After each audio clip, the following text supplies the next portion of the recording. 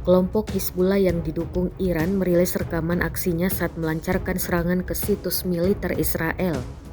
Sejumlah situs militer Israel disikat rudal.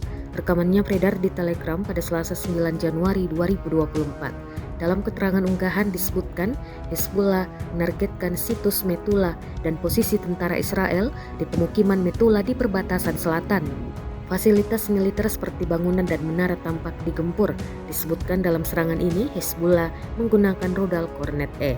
Selain itu, Hizbullah juga dikabarkan menargetkan pusat komando militer Israel di kota Safed. Hizbullah meluncurkan beberapa pesawat tak berawak atau drone ke Israel.